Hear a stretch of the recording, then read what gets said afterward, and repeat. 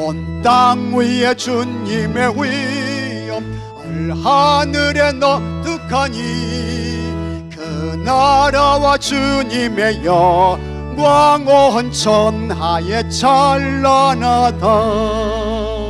아멘. 여러분, 참 우리 하나님의 은혜와 사랑이 크고 놀랍죠. 자, 우리 하나님께 감사하면서 하나님 앞에 큰 박수로 영광 올려드리겠습니다. 할렐루야. 참 감사하죠. 네, 감사합니다. 오늘 맥주의 초실절을 지키라, 이 말씀으로 함께 은혜를 나누고 기도하겠습니다. 우리 하나님께서 창조하신 세상은 참 넓습니다. 인간의 과학으로 다 측량할 수 없습니다. 그런데 하나님이 창조하신 우주 공간에서 생명체가 존재하는 곳은 이 지구밖에는 없습니다. 과학자들이 아직까지 생명체가 살고 있는 행성을 찾지 못했습니다. 가까운 달에도 화성에도 생명체는 살지 못합니다. 왜냐하면 물이 없어요. 공기가 없습니다. 물이 없으면 생명체는 살 수 없습니다. 공기가 없으면 생명체는 못 삽니다. 미국 병원의 어떤 중환자실에서 산소 호흡기를 84시간 꽂고 있으면 산소 사용료가 $960라고 합니다. 84시간이면 3일하고 12시간 정도 됩니다.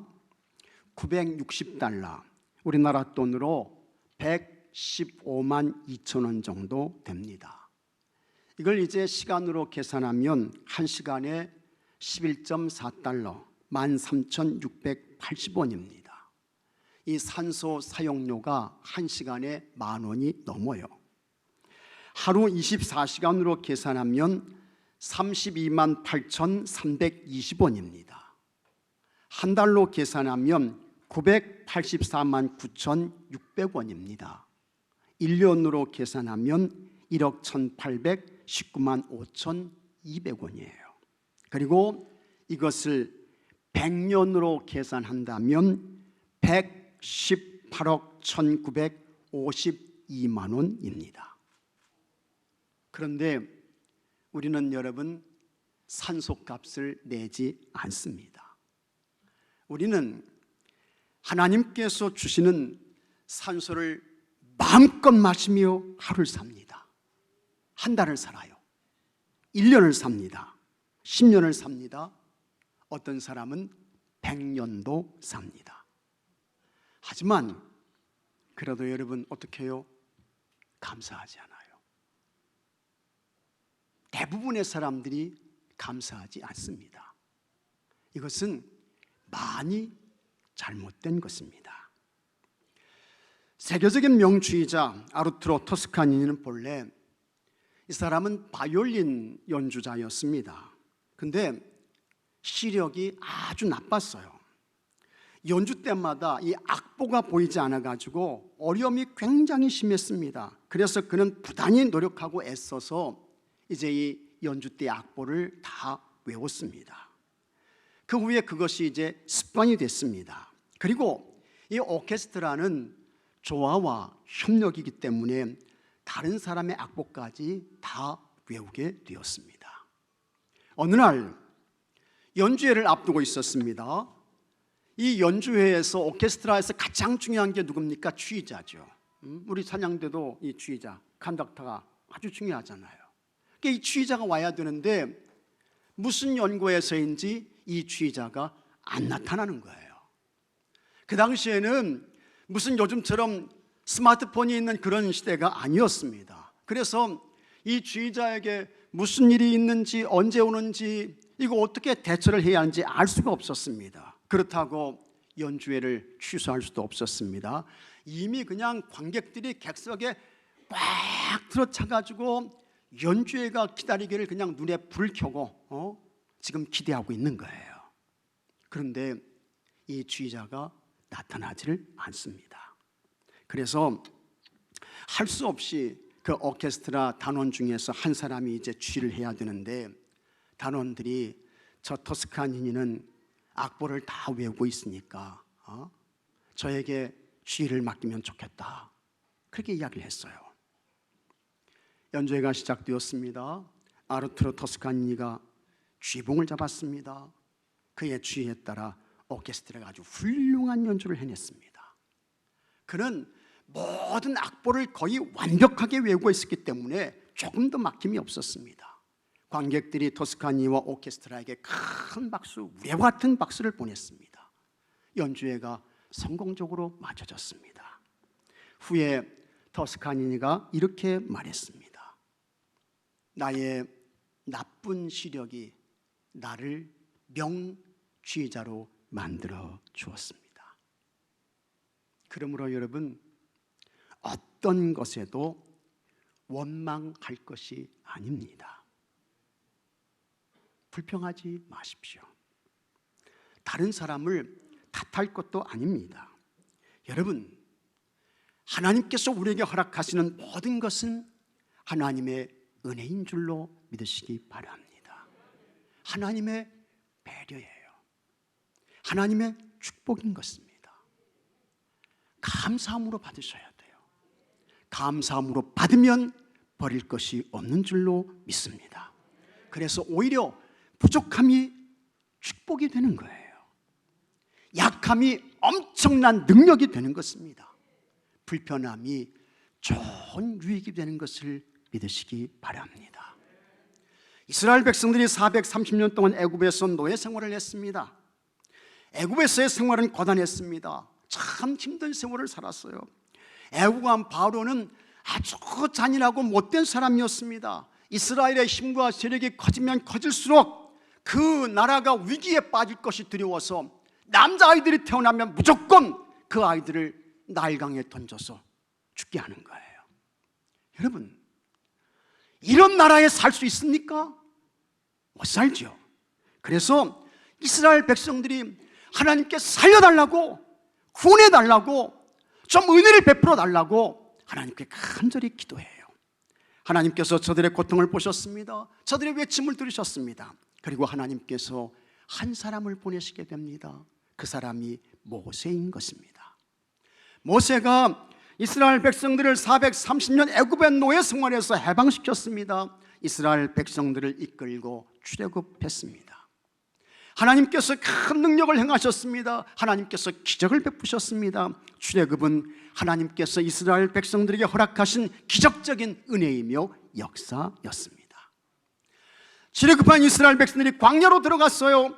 모세가 40년 동안 이스라엘 백성들을 광야에서 이끌었습니다. 하나님께서 저들에게 만나를 주셨습니다. 또 이 광야에서 하나님께서 물을 주셨습니다. 낮에는 구름기둥으로 인도하셨고 밤에는 불기둥으로 이끄셨습니다. 이스라엘 백성들에게 광야 40년은 기적의 장소였습니다. 하나님의 은혜의 시간이었습니다. 그리고 이스라엘 백성들에게 땅을 주시는 거예요. 이스라엘은 본래 땅이 없는 민족이었습니다. 땅이 없었어요. 근데 하나님께서 그들에게 땅을 주십니다. 그 땅은 젖과 꿀이 흐르는 가나안이었습니다. 가나안 땅에 들어가서 이스라엘 백성들이 농사를 시작했습니다. 첫 열매를 거뒀습니다. 그때 하나님께서 이스라엘 백성들에게 맥주의 초실절을 지키라고 했습니다. 22절에 77절 곧 같이 하겠습니다. 맥주의 초실절을 지키고, 이렇게 말씀하고 있습니다. 맥주의 초실절을 지켜라. 이 맥주의 초실절은 뭡니까? 맥주절이죠. 혹은 초실절, 혹은 다른 표현으로는 오순절, 또 77절이라고도 했습니다. 6월절에서 50일째 되는 날이었습니다. 그러면 하나님께서 지키라고 말씀하신 이 맥주절은 뭘까? 하나님께 첫 열매를 드려서 감사하는 거예요. 땅이 없는데 땅을 받았습니다. 감사하지요. 농사하지 못했습니다. 근데 땅에서 농사를 짓고 첫 열매를 거두는 거예요. 감사한 것입니다. 고마운 것입니다. 그래서 하나님께서 그 이스라엘 백성들에게 너희들은 맥주절을 지켜라, 이렇게 말씀하고 있습니다. 첫 것, 첫 열매, 첫 결실을 하나님께 드리며 지키는 이 맥주절에는 어떤 영적 의미가 있길래 하나님께서 이 맥주절을 지키라고 말씀하셨을까? 맥주절은 같이 하겠습니다. 하나님 제일, 하나님 우선, 하나님 먼저 믿으시면 아멘 하시기 바랍니다. 너희들은 하나님 제일로 살아야 돼. 너희들은 언제나 하나님 우선으로 살아야 돼. 너희들은 언제나 하나님을 먼저 이해해야 돼. 그걸 하나님께서 말씀하시는 거예요. 그리고 그렇게 하나님 제일로, 하나님 먼저, 하나님 우선으로 첫 것을 들여서 하나님께 맥주절을 지키면 하나님께서 복을 주십니다. 은혜를 베푸세요. 우리 하나님께서 어떤 은혜와 복을 주실까? 첫째로 이방 나라들을 쫓아 주신다고 했습니다. 24절 앞부분에 내가 이방 나라들을 내 앞에서 쫓아내고 했습니다. 하나님께서 이방 나라들 다 쫓아내 주신다는 거예요. 여기서 이방 나라는 가나안에 이미 정착하고 있었던 7 족속을 말하는 것입니다. 가나안 땅에는 먼저 정착해서 살고 있었던 7 족속이 있었잖아요. 그들은 헷 족속, 기르가스 족속, 아모리 족속, 가나안 족속, 브리스 족속, 히위 족속, 기르가스 족속이었습니다. 7 족속입니다. 그런데 이들은 약하지 않았습니다. 힘이 아주 많았어요. 강했습니다. 그런데 하나님 먼저, 하나님 제일, 하나님 최고, 하나님 우선 이 마음을 가지고 첫 것을 들여서 하나님 앞에 그 맥주를 지키며 감사하면 이 이방 족속들을 하나님께서 다 쫓아주신다는 거예요. 저들로부터 하나님이 승리를 주신다는 것입니다. 이 가나안 족속들이 어떤 사람이었는가 하는 것을 우리에게 말씀해 주는 성경이 있습니다. 그것이 아모스 2장 9절의 말씀입니다. 아모스 9장 2절에 이런 말씀이 나와요. 같이 한번 읽어보겠습니다. 내가 아모리 사람을 그들 앞에서 멸하였느니 그 키는 백향목 높이와 같고 강하기는 상수리나무 같으나, 이렇게 말씀하고 있습니다. 이 말씀을 보게 되면 가나안 족속 가운데에 아모리 족속이 어떤 그와 같은 민족이었나 하는 것을 우리에게 잘 보여주고 있는 것입니다. 그들은 신체적인 조건이 좋았어요. 힘이 많았습니다. 그래서 이 아모리 족속의 키는 어떻게 해요? 백향목 높이와 같다고 했습니다. 백향목. 성경에서 백향목은 참 여러분 중요한 나무입니다. 솔로몬이 하나님의 성전을 건축할 때 무슨 나무로 하나님의 성전을 지었습니까? 백향목으로. 백향목으로 하나님의 성전을 건축했습니다. 이 백향목은 키가 40m까지 자랍니다. 키가 40m까지요. 그 다음에 이 백향목은 얼마나 수명이 질기고 대단한지요. 수령이 3000년 이상을 가요. 3000년 이상을. 대단하죠. 엄청난 것입니다. 높이는 40m까지 올라가고 수령은 3000년 이상을 가고, 그래서 이 백향목은 수목 중에서 왕이었습니다. 더 놀라운 것은 이 백향목은 높이만큼 뿌리가 아래로 박힙니다. 그래서 높이가 40m까지 올라갔다고 하면 이 백향목의 뿌리의 깊이는 진짜 40m까지 들어가는 거예요. 그러니까 이 나무는요 안 쓰러져요. 어지간해서는 안 넘어집니다. 그러면서 이 백향목은 좋은 향기가 났습니다. 그래서 이 나무로 하나님의 성전을 짓고 이것을 사용해서 이제 방충제도 만들고 방향제도 만들고 그랬던 것입니다. 이 백향목은 재질이 아주 단단합니다. 그래서 집을 짓거나 가구를 만들거나 배를 만드는 데 최고였습니다. 그러다 보니 가격도 가장 비싼 나무예요. 레바논 나라의 국기를 보게 되면 거기에 나무가 이렇게 가운데 턱하니 들어가 있습니다. 레바논 나라의 국기가. 근데 이 나무가 백향목이에요. 그만큼 이 레바논 나라에는 좋은 백향목들이 많다는 거죠. 이거 가져와가지고 하나님의 성전 건축한 거예요. 그런데 바로 가나안 땅에 살고 있었던 아모리 족속이 백향목 같았다고 했습니다. 이것은 아모리 족속의 여러분 거인이었다는 것입니다. 심히 장사였다는 거예요. 만만한 상대가 아닙니다. 또 아모리 족속은 강하기가 상수리나무 같았다고 했습니다. 상수리나무 여러분 아시죠? 상수리나무, 참나무, 아주 센 나무예요. 강한 나무예요. 그래서 이 상수리나무를 이용해서 노를 만들었던 것입니다. 이렇게 가나안 족속 가운데 아모리 족속은 키가 거인이고 백향목 같고 그 단단함은 상수리나무 같았습니다. 모세가 바란 광야에서 이스라엘 백성들을 이제 가나안 땅에 들어가게 하는데 먼저 이제 12명의 정탐꾼을 보내요. 그래서 이제 그 땅을 정탐하게 하는 거예요. 40일 동안 정탐을 마쳤습니다. 그리고 돌아와서 가데스 바나에서 보고를 하는 것입니다. 그때 그 사람들이 10사람이 이렇게 말합니다. 민수기 13장 33절에 거기서 네피림 후손인 아낙 자손의 거인들을 보았나니 우리는 스스로 보기에도 메뚜기 같으니 그들이 보기에도 그와 같았을 것이니라. 우리가 가나안 땅에 가서 보니까 그곳에 거주하는 사람들은 거인들입니다. 그런데 우리는 그들에 비하면 메뚜기입니다. 그렇게 이야기하는 거예요. 이런 보고를 했을 때의 그 내용은 뭡니까? 우리 가나안 땅에 가서 그들 못 이깁니다. 그들 못 쫓아냅니다. 안 됩니다. 그런 보고를 하고 있는 거예요. 그만큼 이 가나안의 7족속은 강했다는 거예요. 힘이 셌다는 거예요. 쉽지 않았다는 것입니다. 하지만 여러분, 우리 하나님께 감사함으로 절기를 지키며 하나님을 예배하고 하나님을 찬송하게 되면 하나님께서 이와 같은 이방의 세력들을 다 어떻게 해요? 물리쳐 주신다는 것입니다. 하나님께서 꺾어 주신다는 거예요. 하나님께서 승리를 주신다는 것입니다.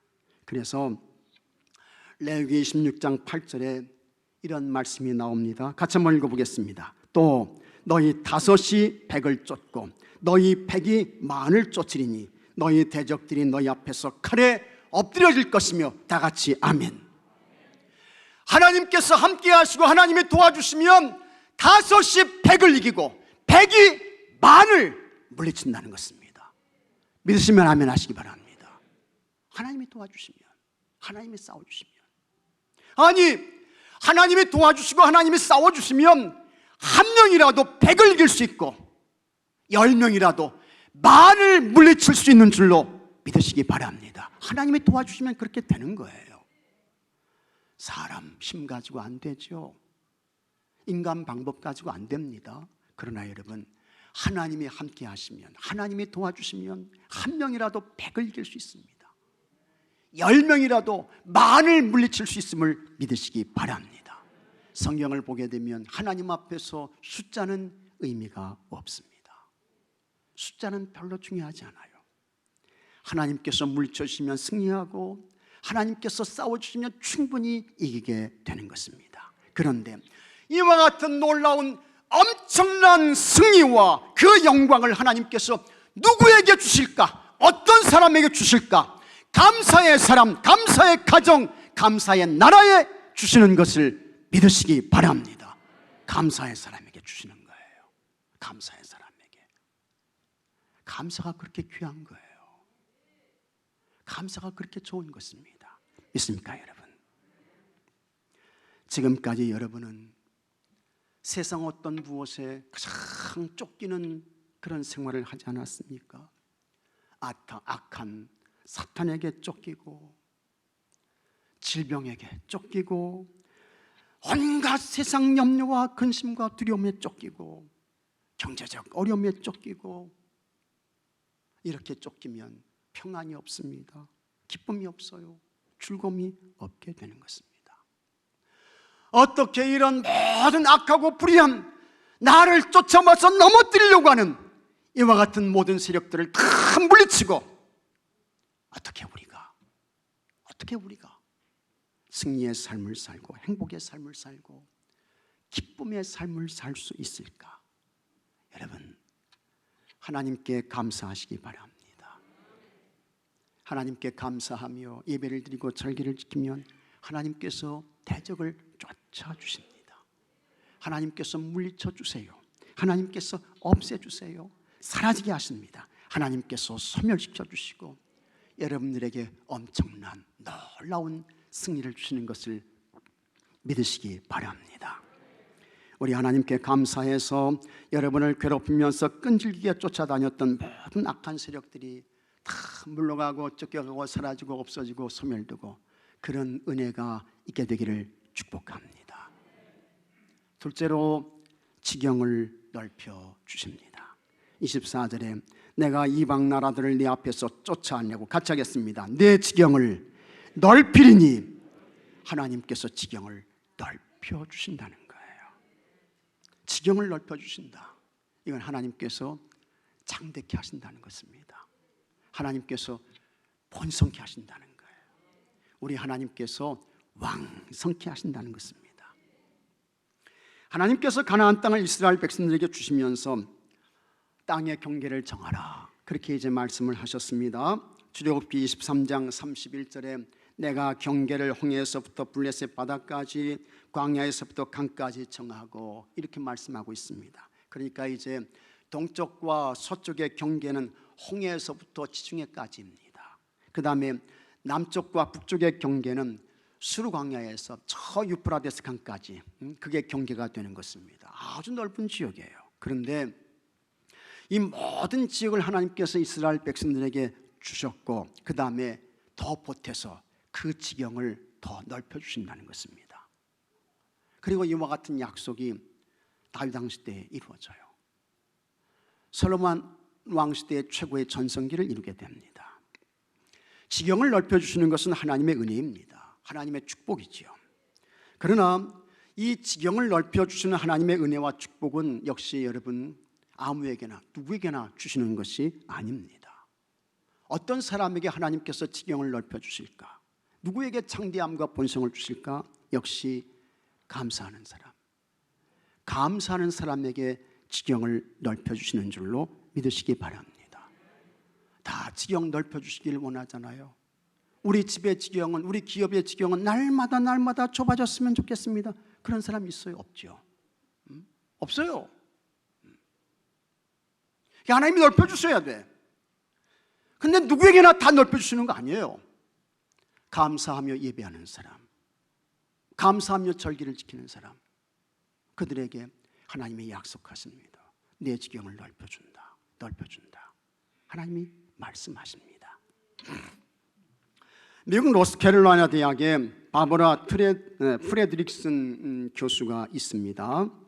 이 사람이 번창하고 있는 사업체 20개, 또 현상 유지를 하고 있는 기업 20개, 그리고 경제적으로 어려움을 겪고 있는 기업 20개를 대상으로 이제 조사를 해봤습니다. 그 조사의 내용이 뭐냐면 말의 긍정성과 부정성이었습니다. 말의 긍정성 그리고 말의 부정성, 이것이 회사의 장래에 어떤 영향을 미치느냐 하는 것을 이제 연구해 본 거예요. 이거는 여러분의 가정도 그렇고 또 우리 교회도 마찬가지인 것입니다. 잘 주의해서 좀 들어보셔야 돼요. 그는 조사를 통해서 아주 중요한 사실을 발견했는데 각 기업의 사원들이 긍정적인 말과 부정적인 말을 사용하는 비율이 3대 1에 따라서 번창하기도 하고 혹은 회사가 넘어지기도 하고 망하기도 하고 그랬다는 거예요. 그래서 회사의 직원들 중에서 우리 회사는 참 잘 된다, 우리 회사는 좋은 회사야, 감사하지, 이런 회사에서 우리가 일하고 있으니 우리는 참 행복해, 이렇게 말하는 사람이 3명이야. 그 다음에 우리 회사는 안 돼, 우리 회사가 이렇게 나쁘고 이렇게 우리를 힘들게 하고 그런 회사는 없어, 우리 회사는 곧 문 닫을 거야. 그런 사람이 한 사람이야. 그러면 긍정적인 말을 하는 사람이 3명이고 부정적인 말을 하는 사람이 한 사람이잖아요. 그러면 그 회사는 반드시 번성했다는 거예요. 잘 됐다는 거예요. 반대로 우리 회사는 잘 안 된다, 우리 회사는 곧 부도가 날 거야, 우리는 이 회사에서 곧 퇴출돼 라고 말하는 사람이 셋이고 아니야, 우리 회사는 잘 돼. 그렇게 말하는 사람이 한 사람이면 결국에는 그 회사는 망하더라는 거예요. 회사가 문 닫게 되더라는 거예요. 그게 말이 얼마나 중요하냐. 긍정적인 말과 부정적인 말을 사용하는 거, 거기에 따라서 진짜 결과가 그대로 된다는 거죠. 오랫동안 부부관계를 연구한 워싱턴 대학의 존 가트맨 박사는 안정된 결혼 생활을 하기 위해서는 긍정적인 대화가 부정적인 대화보다 5배가 되어야 한다는 연구 결과를 발표했습니다. 부부간에 한 지붕 밑에 살면서 남편이 부정적인 말을 한마디 해요. 혹은 아내가 부정적인 말을 한마디 해요. 그때에 그 부정적인 한마디를 바꿔서 긍정적인 가정을 세우기 위해서는 남편이나 아내가 긍정의 말을 몇 마디를 해야 되느냐? 5마디를 해야 된다는 거예요. 그래야 그 가정이 평안이 찾아오고 행복 있게 된다라고 하는 것입니다. 이건 뭘 말할까? 여러분, 긍정적인 것은 신앙적이라는 것입니다. 그러므로 그 배후에는 주님께서 역사하시는 거예요. 반대로 부정적인 것은 뭡니까? 불신앙적인 것입니다. 때문에 부정적인 배후는 어떻게 해요? 마귀가 역사하는 거예요. 나는 못한다, 나는 안 된다, 나는 할 수 없다, 나는 죽는다, 나는 패한다, 나는 불행해, 이런 말을 하면서 줄기차게 불평합니다. 쉬지 않고 원망합니다. 부지런히 다른 사람을 탓해요. 끝까지 누구를 비판하고 공격하고. 그러면 그 사람은 마귀에게 이용을 당하는 것입니다. 마귀가 야, 너 똑똑하다, 너 실력 좋아, 너 유능해, 마귀에게 잡혀서 마귀에게 이용당하는 거예요. 근데 그 끝은 어떻습니까? 실패라고 하는 것입니다. 넘어지게 되는 거예요. 아무리 땀 흘려도 헛수고 헛탕, 창대함이 없어요. 지경이 넓어지지 않습니다. 그러나 우리는 잘 돼, 하나님께서 도와주신 형통이야, 하나님께서 우리에게 창대함을 주시지, 하나님께서 번성케 하셔, 하나님 감사합니다, 고맙습니다, 하나님 사랑합니다 하면 하나님께서 어떻게 해요? 번성 주시는 거예요. 창대함 주십니다. 하나님께서 여러분 가정의 기업과 일터의 지경을 크게 넓혀주시는 것을 믿으시기 바랍니다. 그래서 절대로 부정적인 말, 비관적인 말, 원망하고 불평하면 안 됩니다. 창대함, 번성함, 지경이 넓혀지는 은혜 얻을 수 없어요. 누릴 수 없는 것입니다. 여러분, 하나님께 감사해서 우리 하나님께서 지경을 넓히시고 우리 하나님께서 창대케 하시고 우리 하나님께서 번성케 하시는 은혜가 여러분 모두에게 있게 되기를 바랍니다. 셋째로, 아무도 땅을 탐내지 못하게 하신다고 했습니다. 24절 말씀을 여러분 다시 보겠습니다. 자, 24절 말씀 한번 같이 읽어보겠습니다. 내가 이방 나라들을 내 앞에서 쫓아내고 내 지경을 넓히리니 내가 매년 3번씩 여호와 내 하나님을 뵈려고 올 때 아무도 내 땅을 탐내지 못하리라. 아멘. 아무도 내 땅을 탐내지 못하리라. 하나님께서 이스라엘 백성들에게 1년에 3번 반드시 꼭 지켜야 할 감사의 절기를 이제 말씀하셨습니다. 먼저는 유월절입니다. 유월절은 정교력으로 1월 14일입니다. 이스라엘은 유월절과 출애굽한 그달을 1월 곧 정월로 정했죠. 그래서 그 사람들에게는 이제 출애굽한 그달이 1월이 되는 거예요. 민간용으로는 7월입니다. 우리가 사용하는 태양용으로는 3월에서 4월입니다. 이스라엘 백성들이 애굽에서 노예 생활할 때에 하나님께서 이스라엘 백성들에게 출애굽의 은혜를 주시기 위해서 애굽에 10가지 재앙을 내리셨습니다. 그 중에서 10번째 재앙이 가장 무섭고 두려운 재앙이었습니다. 애굽의 장자가 다 죽었어요. 애굽의 장자가. 짐승의 첫 것도 다 죽었어요. 그런데 여러분, 놀라운 것은 이스라엘 백성들에게는 이 죽음의 재앙이 임하지 않았습니다. 애굽의 장자들은 다 죽었는데, 첫 것은 다 죽었는데 이스라엘 백성들에게는 그 재앙이 임하지 않아요. 죽음의 재앙이 넘어갑니다. 왜 그렇게 되었습니까? 좌우 문설주와 임방에 어린 양의 피를 발랐기 때문입니다. 그러자 큰 무서운 죽음의 재앙이 넘어가는 것입니다. 그것을 기억하며 기념하는 절기가 유월절입니다. 하나님의 지켜주심, 하나님의 보호하심을 기념하는 거예요. 그렇게 이스라엘 백성들이 출애굽했습니다. 급하게 나왔습니다. 누룩이 없는 빵을 먹었습니다. 홍해에 도착했습니다. 하나님께서 동풍을 불게 하십니다. 그 홍해가 갈라지는 거예요. 15km 이상이 갈라져요. 이스라엘 백성들이 마른 땅으로 홍해를 건넜습니다. 애굽 군대가 추격해 왔습니다. 하나님께서 홍해를 닫으시죠. 애굽 군대가 홍해에서 몰살을 당합니다. 하나님께서 이와 같은 하나님의 놀라운 출애굽과 엄청난 구원의 기적을 베풀어 주신 것을 이제 기억하면서, 그 하나님을 기억하면서 기념하면서 하나님께서 무교절을 지키라고 명령을 하십니다. 무교절은 6월절 다음 날인 1월 15일부터 시작돼요. 7일 동안 지켰습니다. 누룩이 없는 빵을 먹었습니다. 매일 하나님께 화제를 드렸습니다. 6월절과 무교절이 되면 12세 이상의 모든 이스라엘 남자들은 다 하던 일들을 멈추고 예루살렘으로 올라가는 거예요. 그리고 거기에서 6월절, 무교절의 절기를 지키며 하나님께 감사했습니다. 그 다음에 6월절에서 50일이 지나면 또 하나의 절기를 지키게 되는데, 그것이 지금 우리가 지키고 있는 맥주절입니다. 혹은 오순절, 칠칠절이라고도 했습니다. 하나님께서 가나안 땅을 주신 것을 감사하는 것입니다. 그 땅에서 농사하게 하시고 천년매를 거두게 하신 것을 감사하는 절기인 것입니다. 그 다음에 또 하나의 절기가 있습니다. 그것이 장막절입니다. 혹은 초막절이라고도 했고, 나중에 이제 수장절이라고도 했습니다. 정교력으로는 7월 15일이에요 태양력으로는 9월에서 10월입니다 이스라엘 백성들이 40년 동안 광야에서 살았습니다. 이 광야는 사람이 거의 생존할 수 없는 곳입니다. 척박한 곳입니다. 하지만 하나님께서 여러분 40년 동안 하루도 한 끼도 그들을 굶기지 않으셨어요. 만나 주셨죠. 목말라 죽은 사람 없어요. 굶어서 죽은 사람 없어요. 하나님 거역해서 죽었지. 그 다음에 불기둥과 구름기둥으로 보호하시고 지켜주시고, 이스라엘 백성들이 하나님의 엄청난 은혜와 도움으로 광야 40년 동안 생존했습니다. 그것을 기념하고 기억하며 지키는 절기가 장막절, 초막절인 것입니다.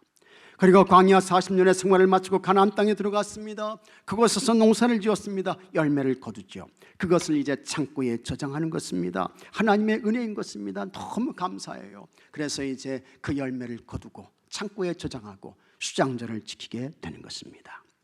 이렇게 이스라엘 백성들은 반드시 꼭 3번 절기를 1년에 지켜야 하는데, 그때에 아무 데서나 절기를 지키는 게 아닙니다. 반드시 예루살렘으로 올라가서, 예루살렘에 가서 이 감사의 절기를 지키는 거예요. 그러면 12세 이상의 남자들이 예루살렘에 가서 이 절기를 지키는데 지역이 비잖아요. 가정에 남자가 없잖아요. 그러니까 대적들이 그 틈을 노려서 침입해 올 수 있는 거예요. 공격해 올 수도 있다는 것입니다. 하지만 하나님께서 너희들 걱정하지 말아라, 염려하지 말아라, 아무도 내 땅을 탐내지 못하도록 내가 너희들을 지켜주고 보호해 줄 것이다. 하나님께서 말씀하시고 있는 것입니다. 여러분, 하나님께 감사하며 예배를 드리고 절기를 지키고 찬송하고 기도하면 악한 대적들이 붙지 못하고 역사하지 못하도록 여러분 가정도 지켜주시고, 여러분의 인생도 지켜주시고, 기업도 지켜주시고, 자녀들도 자손들도 지켜주시는 줄로 믿으시기 바랍니다. 아무도 악한 세력이 탐내지 못하도록 하나님께서 막아주시는 것입니다. 하나님께서 감싸주시는 거예요. 하나님께서 감사로 절기를 지키는 이들을 어떻게 보호해 주실까? 우리 하나님께서 어떻게 지켜주실까? 하나님께서 이렇게 지켜주십니다. 시편 121편 7절에 여호와께서 너를 지켜 모든 환난을 면하게 하시며 또 내 영혼을 지키시리로다. 8절에는 같이 하겠습니다. 여호와께서 너의 출입을 지금부터 영원까지 지키시리로다. 믿으시면 아멘 하시기 바랍니다. 여호와께서 너의 출입을 지금부터 영원까지 지키시리로다 약속해 주셨습니다. 하나님께 감사하시기 바랍니다. 감사로 예배드리시고, 감사로 찬송하시고, 감사로 기도하고, 감사함으로 예물을 보내드리시고, 그래서 하나님께서 여러분의 영혼과 여러분의 출입과 여러분의 가정과 가족들 하는 모든 일들을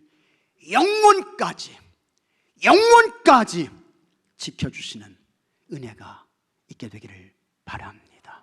다 같이 기도합시다. 하나님 아버지, 우리에게 2022년에 맥주절을 허락하시니 감사합니다. 이 시간 전심으로 하나님의 은혜와 사랑에 감사하고 감격하며 하나님 예배를 드립니다. 찬송을 드리고 기도를 드리고 예물을 봉헌하여 아버지 하나님 감사의 절기를 지킵니다. 이렇게 감사의 절기를 지키는 이들에게 하나님께서 약속하셨습니다. 대적들을 물리쳐 주신다고 했습니다. 우리를 쫓아오는 모든 악한 대적들 다 물리쳐 주시고, 다 쫓아주시고, 다 사라지게 하시고 없어지게 하여 주시옵소서. 지경을 넓히셔서 창대함을 축복하여 주옵소서. 악한 세력들이 붙지 못하도록, 틈을 타지 못하도록 하나님께서 영원까지 지켜 주시옵소서. 이와 같은 은혜와 복을 받고 누리는 모든 주의 성도들, 가정, 가족들, 자녀들, 또 기업 되게 하여 주시옵소서. 우리 주 예수 그리스도 이름으로 간절히 기도하옵나이다. 아멘.